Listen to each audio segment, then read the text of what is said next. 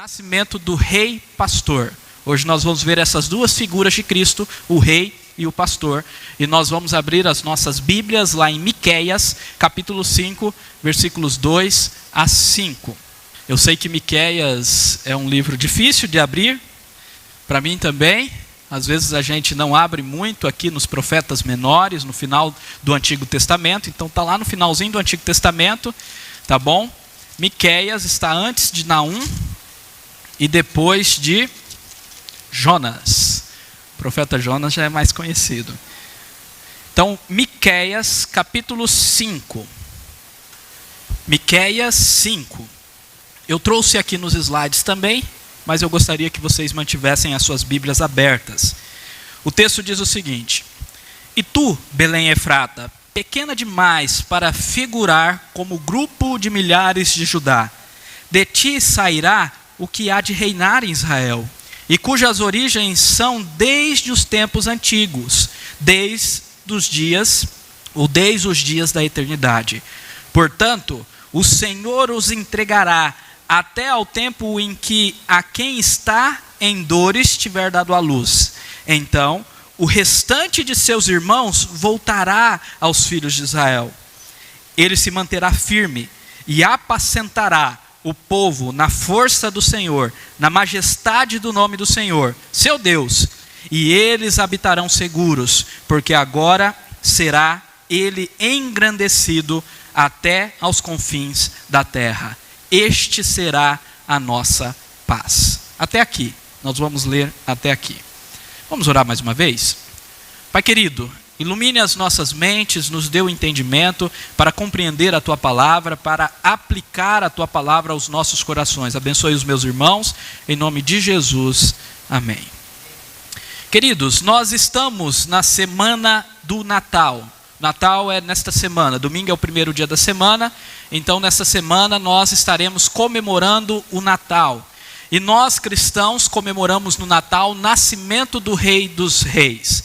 É certo que Jesus Cristo não nasceu no dia 25 de dezembro, ok? Muitas pessoas falam, Jesus não nasceu no dia 25, para que comemorar? Isso é verdade, Jesus não nasceu no dia 25 de dezembro.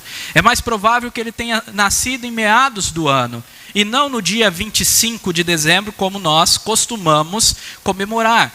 Contudo, desde a origem da era cristã, o dia 25 passou a ser lembrado pelos cristãos como o dia do nascimento do nosso Senhor Jesus Cristo, mesmo que não seja o dia exato. E enquanto o mundo adora, ou louva, ou lembra de figuras míticas como o Papai Noel, entre outras coisas, duendes e renas e por aí vai, enquanto o mundo vive um consumismo de presentes de Natal e várias coisas, nós cristãos temos o dever de sempre lembrarmos o que nos faz essa data, ou o que nos traz essa data. Nós precisamos sempre lembrar que o nosso Salvador nasceu, que o nosso Salvador veio ao mundo, não necessariamente no dia 25 de dezembro, mas ele nasceu, ele veio ao mundo, ele se encarnou. E é isto que é o Natal. É interessante porque em várias músicas de Natal, a cidade de Belém é citada.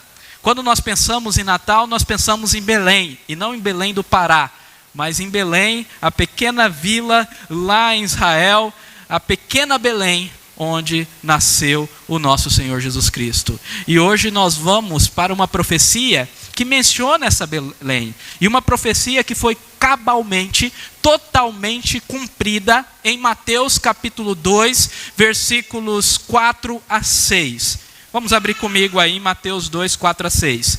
Mateus é bem fácil, é o primeiro livro do Novo Testamento. Versículo 4. Aqui nós temos os reis magos. Um detalhe bastante interessante da história de Natal é que os reis magos que vieram do Oriente, eles não encontraram Jesus na manjedoura. Eles chegaram depois da manjedoura, porque eles vieram viajando do Oriente. Então não tem como eles chegarem no dia do nascimento de Jesus. Então, no dia do nascimento de Jesus, eles viram a estrela, viajaram, pararam em Herodes, essa situação aqui que nós vamos ler, e só encontraram com Jesus depois da estrebaria, depois da manjedoura, quando Jesus já estava em um outro local. E aqui, então, eles param no palácio do rei Herodes, e eles perguntam aonde que o Senhor deveria nascer. Eles estão em Jerusalém. E Herodes faz o seguinte, olha só, versículo 4. Convocando todos os principais sacerdotes e escribas do povo, indagava deles onde o Cristo deveria nascer. E aí nós temos a citação e a conclusão, o cumprimento da profecia que lemos em Miqueias, versículo 5. Em Belém da Judeia, responderam eles, porque assim está escrito por intermédio do profeta. E tu, Belém, terra de Judá, não és de modo algum a menor entre os principais de Judá, porque de ti sairá o guia que há de apacentar o meu povo Israel. Olha só, de ti sairá o guia que apacentará. Então, nesse cumprimento da profecia, nós temos dois destaques aqui. Nós temos Miqueias 700 anos antes de Cristo vir, profetizando sobre um rei que também é pastor. Um rei que apacentará, um rei que irá guiar o povo. Um pastor é aquele que guia pelo caminho, que leva aos pastos verdejantes. Então hoje nós vamos ver sobre o nascimento do rei pastor. Ok? Até aqui tudo bem?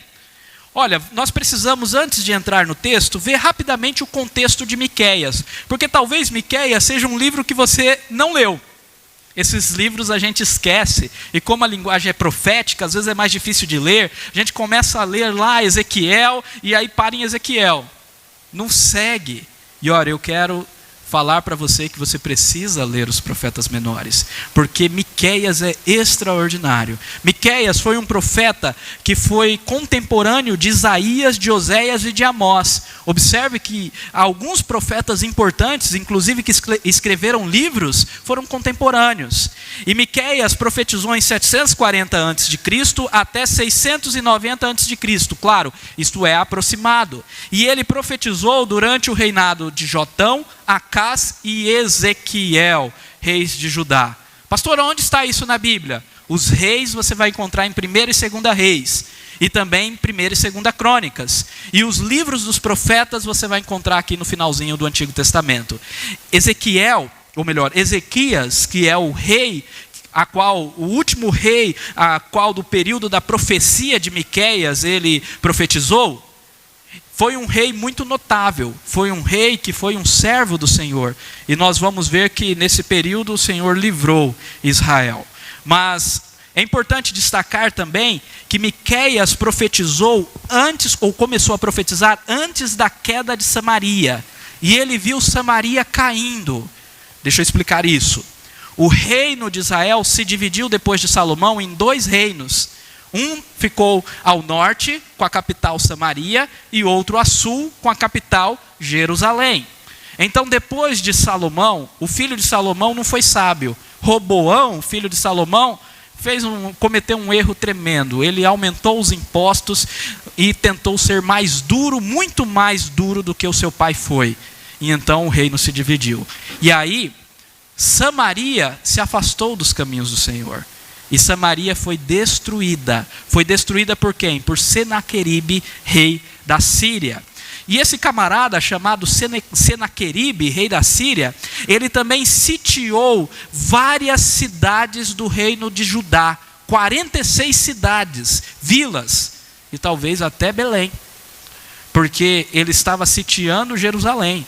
E ele estava então para sitiar Jerusalém, dominando as cidades pequenas, porque as cidades pequenas não tinham muro, não tinha exército, o exército ficava na capital, o muro estava na capital, todo o recurso ia para a capital, então a segurança do reino estava em Jerusalém, e as cidades que estavam em volta dela, eram destruídas, sitiadas, dominadas. Então ele dominou várias cidades, mas o Senhor livrou Jerusalém no reinado de Ezequiel. Isso você pode ver em Isaías, como também no livro de 2 Reis. Então no reinado de Ezequiel, o Senhor livrou. No reinado de Ezequias, o Senhor livrou Jerusalém. E uma história maravilhosa, porque o anjo do Senhor saiu para a batalha. O povo de Israel não precisou batalhar. O anjo do Senhor matou 185 mil soldados da Síria, sem o povo de Israel sair para a batalha. É graça ou não é? É misericórdia ou não é? Essa é a história de Miqueias. Miqueias está vivendo isso daqui. Agora, já adentrando aqui no capítulo 5, Miqueias aqui no versículo 1, ele antecipa algo que vai acontecer depois. Nesse momento de Miqueias, Jerusalém foi livre da Síria. Se ficou livre, foi libertada de Senaqueribe pelas mãos do Senhor. Contudo, tempos depois, nós já vimos isso na exposição de Isaías, tempos depois, Jerusalém seria destruída pela Babilônia. Por quê? Porque o povo não se arrependeu. Deus livrou Jerusalém da destruição por causa de Ezequias, mas o povo não se arrependeu. Então, tempos depois, Jerusalém seria destruída. Esse é o versículo 1 aí. Olha só, agora junta as tropas. Ó filha de tropas, por se há sítio contra nós, ferirão com a vara a face do juiz de Israel. Esse versículo está antevendo a destruição de Jerusalém pelos babilônios, quando Zedequias, outro rei, seria levado cativo, seria cegado e colocado na prisão por Nabucodonosor. Agora, o que nós temos aqui no meio? No meio disso tudo, nós temos o texto do Rei Eterno. E há um contraste aqui. O versículo 1 é colocado para contrastar o reino do Rei Eterno com o reino de Jerusalém que iria cair. E logo depois do reinado do Rei Eterno, os versículos 5 e 6, nós temos a libertação da Síria. Vocês estão conseguindo pegar? Porque esse texto é profético, e esse texto ele vai e volta muitas vezes. Ele começa o capítulo 5:1 falando da queda de Jerusalém pelos babilônicos. Depois ele passa a falar sobre a vinda de Jesus, 700 anos depois. Depois ele volta para o seu tempo, no versículo 5, e fala sobre a libertação da Síria, de Senaqueribe, aquela libertação que eu falei que o anjo do Senhor matou 185 mil. Então olha como ele trabalha os tempos. Ele começa mostrando que Jerusalém vai ser destruída, mas o Senhor vai vir, mas agora nós também seremos libertos de Senaqueribe, mas antes ela será destruída depois. Entenderam? Ficou claro ou está confuso? E aí então, aqui neste meio dessa cena profética, nós temos o nascimento do Rei Eterno. Há um contraste aqui nesses versículos, porque nem a libertação da Síria, Senaqueribe, que aconteceu no momento da vida de Miqueias, nem a queda de Jerusalém com um rei corrupto, se comparam àquele que virá, o Rei dos Reis e Senhor dos Senhores. Amém? Entenderam até aqui o contexto? Então vamos lá, 2 pontos para nós entendermos. São as 2 figuras que são exploradas aqui. A primeira figura é do Rei Eterno e a segunda figura é do pastor que é exaltado. Vamos ver essas 2 figuras. Então a primeira figura está aí no versículo 2. E tu, Belém Efrata, pequena demais para figurar como grupo de milhares de Judá, de ti me sairá o que há de reinar em Israel, e cuja origem são desde os tempos antigos, desde os dias da eternidade. Olha que legal. Primeiro, é nos mostrado aqui que aquele que há de reinar sairá de Belém, nascerá em Belém, uma cidade pequenina, Belém de Judá, ou Belém de Efrata. Efrata ali era a província da onde ficava Belém. Então, nessa pequena cidade, nascerá aquele que há de reinar. No capítulo 4, nos é falado sobre um rei que reinará e que alcançará os gentios. Todo o livro de Miqueias está repleto de profecias sobre o nosso Senhor Jesus Cristo, apontando para algo que virá. No capítulo 2 nós vamos ver daqui a pouquinho mais uma profecia sobre o nosso Senhor Jesus Cristo. Então no capítulo 4 está falando deste rei. E agora no capítulo 5, Miqueias ele fala, olha, e este rei que há de reinar, ele nascerá da onde? De Belém. Sabe o que é legal nisso daqui? É que o rei não nasceu na magnífica Jerusalém. O rei não nasceu na cidade mais bonita, maior, onde ficavam os palácios. O rei nasceu na pequena vila da província de Efrata, na cidade do pão. Belém significa isso, cidade do pão. O rei não nasceu na dominante e imponente Jerusalém. Ele nasceu numa pequena e insignificante cidade. E mais, ele não apenas nasceu numa pequena e insignificante cidade, mas ele nasceu nessa pequena e insignificante cidade, numa estrebaria, num lugar onde os animais comem, num coxo de animal, numa manjedoura. Uau! Agora quem é esse rei? É o rei eterno. É o rei dos reis, é o Senhor dos senhores.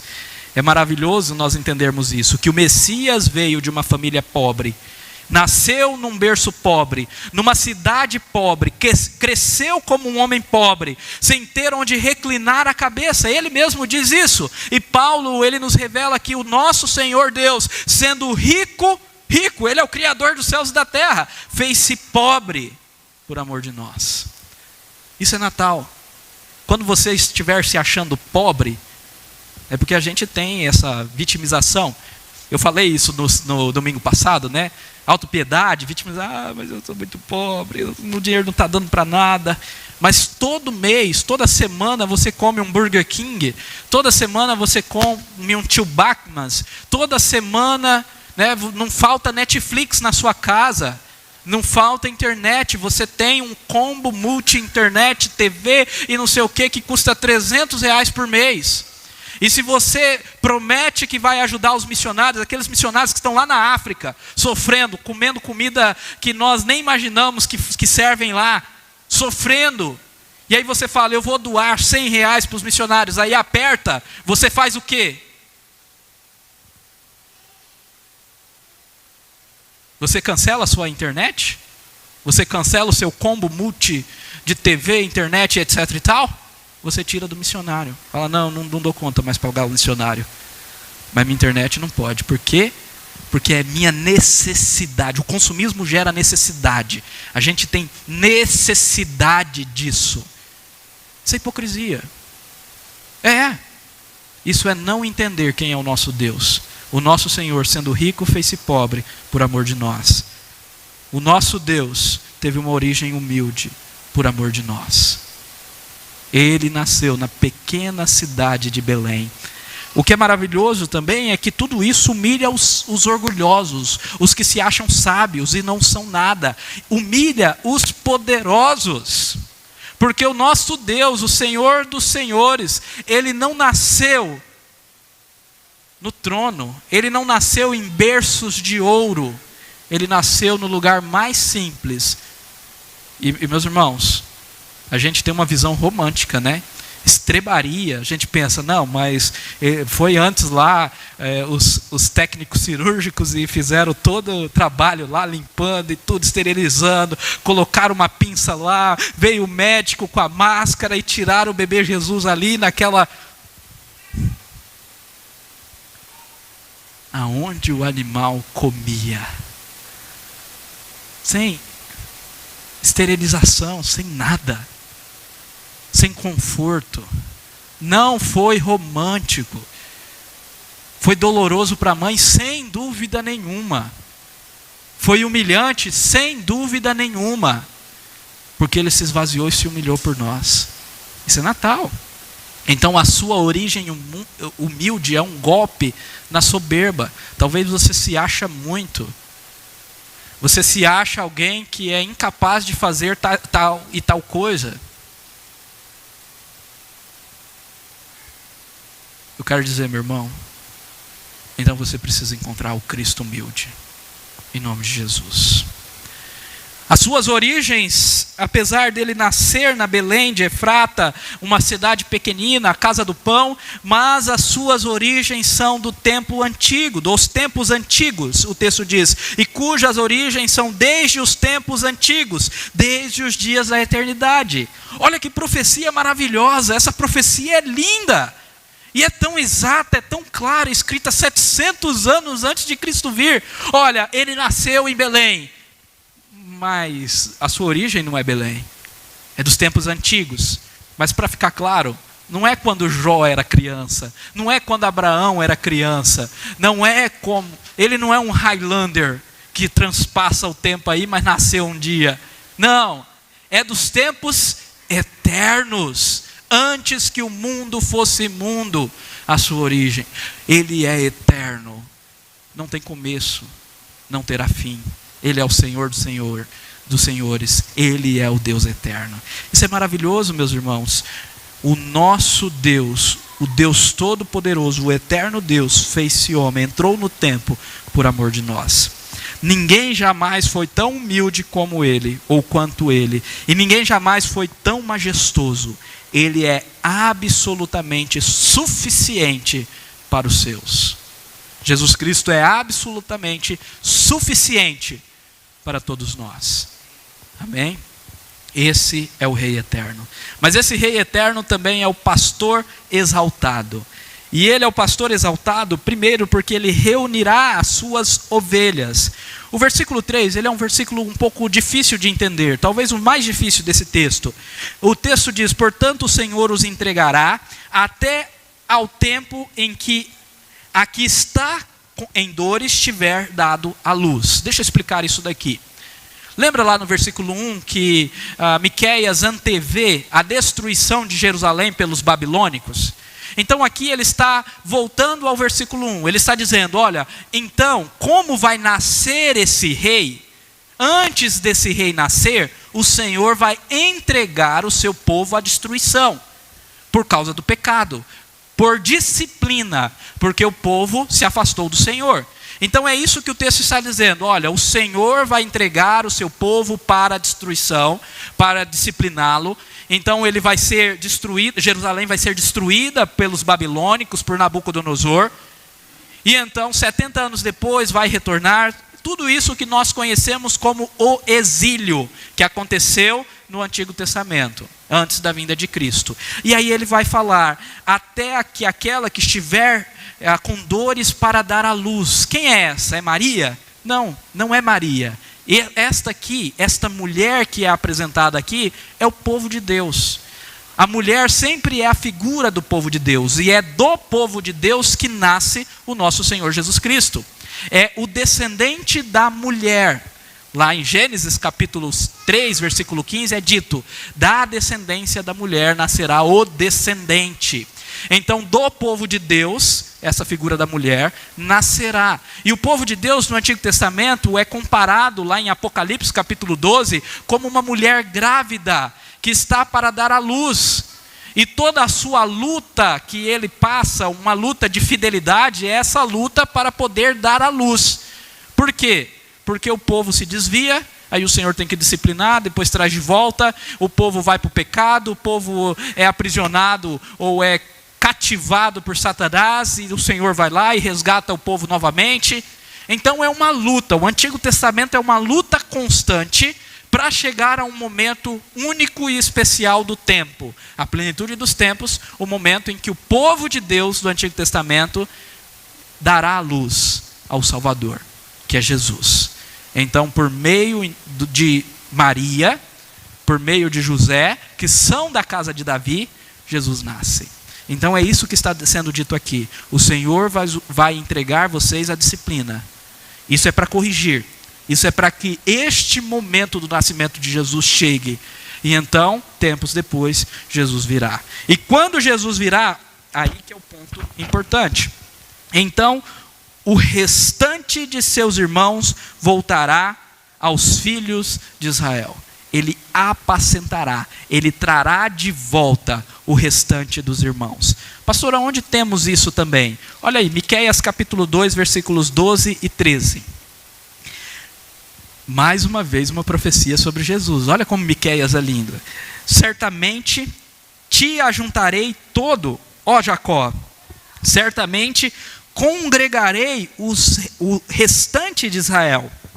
Polosei todos juntos, como ovelhas no aprisco. Então a figura aqui é de quê? De um pastor juntando as suas ovelhas, de um pastor trazendo as suas ovelhas e colocando no aprisco. É isso. Então o nosso Senhor Jesus Cristo está juntando, olha, como ovelhas no aprisco, como rebanho no meio do seu pasto, farão grande ruído por causa da multidão dos homens. Subirá diante deles o que abre o caminho, é Jesus que abre o caminho. Eles romperão, entrarão pela porta e sairão por ela, e o seu rei irá diante deles, sim, o Senhor à sua frente. Ele é o rei pastor que vai pastorear as suas ovelhas. E nós aprendemos, Jesus usa essa ilustração, em vários textos de João nós temos essa ilustração, e lá nós aprendemos que o bom pastor dá a sua vida pelas ovelhas. Ele reúne as suas ovelhas. E em João também aprendemos que o Senhor Jesus Cristo tem ovelhas que não são apenas do aprisco de Israel, mas Ele vai reunir as suas ovelhas de todo o mundo, de todas as nações. Então Ele é o pastor. E o texto continua, voltando agora para o capítulo 5, no versículo 4, e o versículo 4 continua com essa figura do pastor exaltado. O texto diz: Ele se manterá firme, isto é, Ele se firmará, Ele se estabelecerá, mesmo diante da sua provação, mesmo diante da sua tentação, mesmo diante da morte, mesmo diante do seu desafio sobre-humano.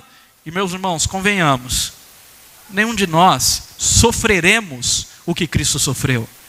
Os seus desafios, a sua tribulação, a sua angústia é e foi infinitamente mais do que tudo que nós podemos passar, do que tudo que passaremos, todos nós juntos, somados, porque Ele sofreu o inferno em nosso lugar. Ele era um homem de dores, um homem que sabe o que é padecer, mas Ele se manteve firme, Ele se firmou no seu propósito para glorificar a Deus. Ele não desviou do seu caminho. Se há uma coisa, uma característica notável nos nossos dias, é alguém que se mantém firme, porque hoje as pessoas são muito inconstantes, fazem compromissos e não cumprem, fazem projetos e não conseguem chegar ao final, se comprometem, mas não com aquele peso e com aquela força. Inconstância.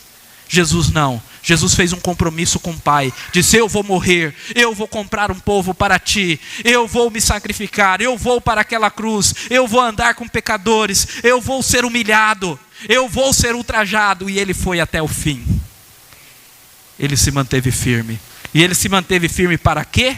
Para apacentar o povo na força do Senhor e na majestade do seu nome. Aleluia, a majestade do nome de Deus é na força do Senhor. A força de Jesus é a força do Senhor. E se você quer vencer a inconstância, busque a força do Senhor, meu querido irmão. Somente no Senhor nós deixamos de ser inconstantes, ânimo dobre, bipolar, e começamos então a fazer as coisas com firmeza e com alegria para o Senhor. Mas o Senhor então apacenta. Isso é cuidado. E Ele apacenta o seu povo como? Ele apacenta o seu povo trazendo a Ele segurança. Mas aqui, meus irmãos, não é meramente uma segurança no sentido que nós temos em mente quando um policial nos protege, quando colocamos câmeras em nossas casas, quando colocamos cerca elétrica nos muros. Não é esse tipo de segurança. A segurança aqui é a certeza de que aquele que está em seus braços, aquele que está em suas mãos, de modo algum pode ser arrebatado de sua mão, pode ser arrancado de sua mão. Ele nos apacenta com segurança, e essa segurança é a certeza de que as ovelhas do seu aprisco não podem ser comidas pelo lobo. Vocês estão entendendo? Se você é a ovelha de Cristo, você está seguro no aprisco dele, porque ele é o pastor que cuida de você. Pode vir lobo, pode vir desânimo, pode vir pandemia, pode vir pessoas tentando insultar o seu nome, difamadores, fofoqueiros, podem vir perseguidores, podem vir até a morte. Nada pode nos separar do amor de Deus que está em Cristo Jesus. Não é isso que está lá em Romanos capítulo 8? Não é assim que Paulo diz que nem morte, nem tribulação, nem perigo, nem espada, nada pode nos separar, porque estamos seguros. Agora o que é maravilhoso é que esse pastor será engrandecido até os confins da terra. O finalzinho aqui do versículo 4. E esse engrandecido faz com que o tema desse ponto seja esse pastor que é exaltado. O que isso está nos remetendo? O que isso está apontando? Está apontando algumas profecias, alguns cumprimentos proféticos depois da morte e da ressurreição do nosso Senhor Jesus Cristo. Por exemplo, Atos capítulo 1, versículo 8, que todos nós conhecemos, que após ressuscitado, após o Espírito Santo ter descido sobre o povo, o nosso Senhor Jesus Cristo então comissiona a sua igreja e diz: vão a todo mundo, sejam minhas testemunhas, aonde? Em Jerusalém, em Samaria, na Judéia e até os confins da terra. É isso. Essa profecia também se cumpre lá em Filipenses capítulo 2, aonde é dito que o nosso Senhor Jesus Cristo se humilhou e se esvaziou por amor de nós, mas depois de ter se humilhado e se esvaziado, ele também foi exaltado e recebeu um nome que está acima de todo nome, para que todo joelho se dobre diante dele, quer nos céus, quer na terra, todo joelho se dobre.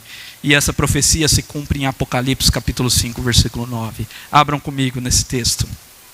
Ele é o pastor exaltado, o rei exaltado, sobre os céus e sobre a terra. Apocalipse capítulo 5.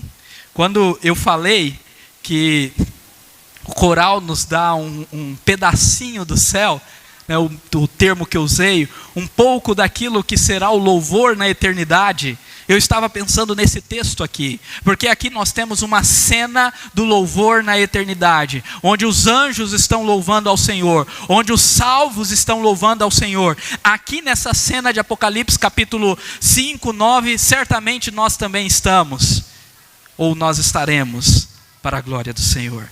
E é dito o seguinte: entoavam um novo cântico, dizendo: digno és de tomar o livro e de abrir os selos. Por quê? Porque fostes morto e com teu sangue comprastes para Deus os que procedem de todas as tribos, ou de toda a tribo, língua, povo e nação. E para o nosso Deus os constituístes reino e sacerdotes, e reinarão sobre toda a terra.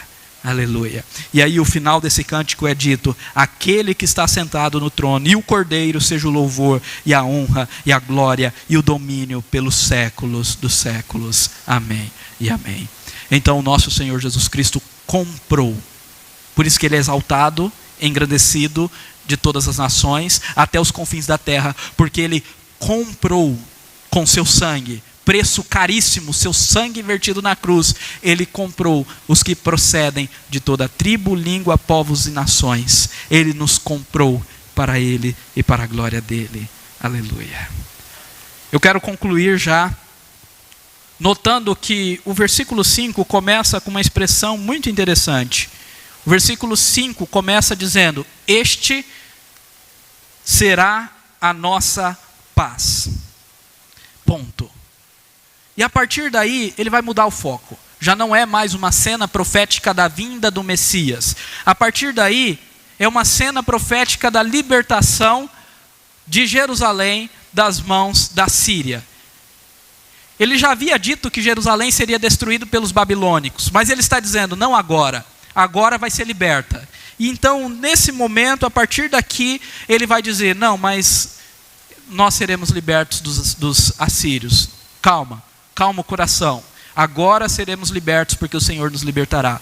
Parece que ele está aplicando essa vinda do Cordeiro, essa vinda do Rei dos Reis, essa vinda do Senhor Jesus Cristo futura, como um respingo. O mesmo respingo desse ar-condicionado que está pingando hoje aqui. Um respingo no seu tempo. Algo futuro que está respingando no seu tempo. Olha, assim como lá, quando o Cordeiro vir, quando o Rei dos Reis vier, e nós termos paz, termos um pastor que irá nos apacentar de maneira segura, esse respingo vem agora com a libertação dos assírios. Agora, antes disso, ele nos revela algo que é maravilhoso. Este será a nossa paz. Preste atenção, meus irmãos. Eu quero chamar a atenção, já estou encerrando. Esse é o ponto mais alto e mais importante do sermão. Este será a nossa paz. Este será a nossa paz. Uma coisa maravilhosa na vinda do nosso Senhor Jesus Cristo é que Ele sempre falou que Ele veio trazer paz. Lá em Efésios capítulo 2, versículo 14, Paulo diz que Jesus é a nossa paz. Lá em Romanos capítulo 5, versículo 1, Paulo também nos diz que Jesus não apenas é a nossa paz, mas por meio dele temos paz com Deus. A ideia de que éramos inimigos de Deus e agora em Cristo somos reconciliados com Ele.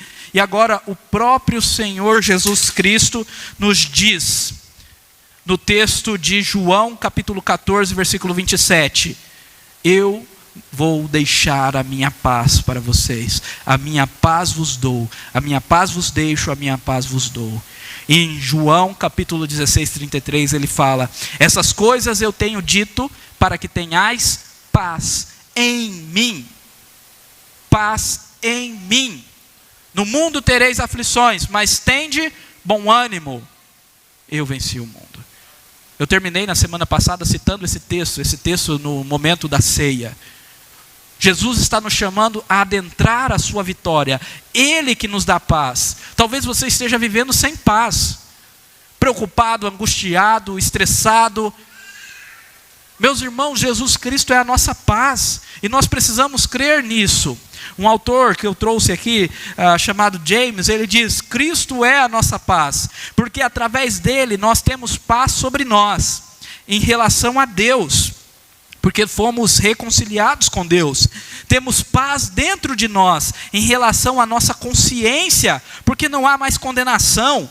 Temos paz ao redor de nós, e em relação aos homens, e temos paz sobre nós, porque venceremos as tentações de Satanás. Precisamos viver com paz. A paz deve ser o árbitro do nosso coração. Você tem paz? Cristo veio para nos trazer paz. Quando você pensar no Natal, quando você pensar no nascimento deste rei, que também é pastor, saiba disso. Nós precisamos encontrar paz nele, em nome de Jesus. Amém. Curva sua cabeça e vamos orar.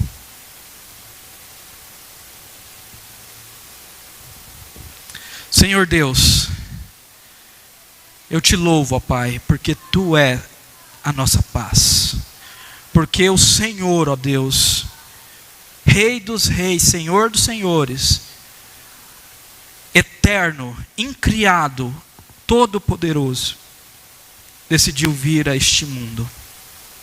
Nasceu numa manjedoura, nasceu numa cidade desprezada, numa pequena cidade pobre. Nasceu como pobre, viveu como pobre, não tinha onde reclinar a cabeça, foi humilhado, ultrajado, rejeitado, e tudo isso por amor de nós. Morreu como um criminoso, crucificado em uma cruz, e tudo isso por amor de nós. Recebeu a condenação do inferno, e tudo isso para nos trazer a paz. Que ao meditarmos nessa mensagem maravilhosa, possamos entender que o Senhor é tudo o que nós precisamos. É tudo, ó Deus, que pode saciar o nosso coração. Possamos entender que sob o seu pastoreio não há como nos perdermos. Nós somos ovelhas do teu rebanho, povo do teu aprisco. Que nós possamos compreender, ó Pai, que as nossas angústias, as nossas preocupações, as nossas ansiedades podem ser jogadas no Senhor. em nome de Jesus. Coloquemos de pé, meus irmãos. E agora, irmãos, que a graça e a paz do nosso Senhor e Salvador Jesus Cristo, a sua paz, o seu amor, as suas consolações, o seu pastoreio, seja sobre vós, povo do Senhor, hoje, para todo sempre. Amém. Podemos assentar, meus irmãos. Amados, o nosso Senhor Jesus Cristo é a nossa paz. Uma coisa que é impossível de nós controlarmos é termos preocupações com uma ou outra coisa. A preocupação vem, ela surge, é igual a ira. Quando a gente fica bravo, chateado com alguma coisa, a gente não se ira quase que instantaneamente, não é verdade? Agora, o que é o pecado? O pecado é você continuar irado. O pecado é você não entregar a ira a Deus. Da mesma forma, a preocupação e a ansiedade. A Bíblia sempre nos diz para não andarmos ansiosos. O que é andar ansioso? É ficar continuamente ansioso. É viver com a ansiedade. Se veio a ansiedade, se veio a preocupação, se veio a angústia, o que você faz?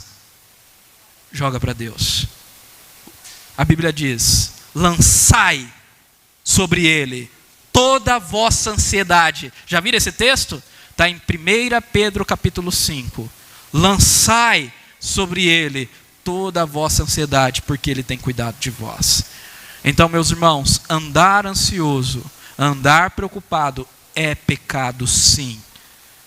A Bíblia condena. A Bíblia não nos diz que nós não ficaremos preocupados. Ela diz que o errado é continuarmos com a preocupação, sem colocarmos diante de Deus, sem orarmos em nome de Jesus.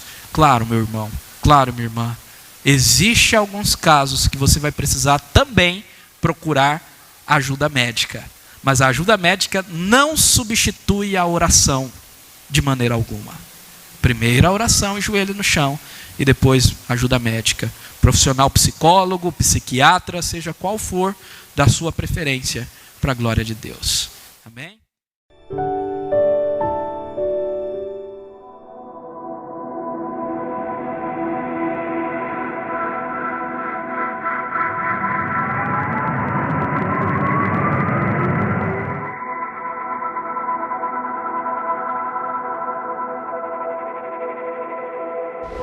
Eu vejo a glória do Senhor.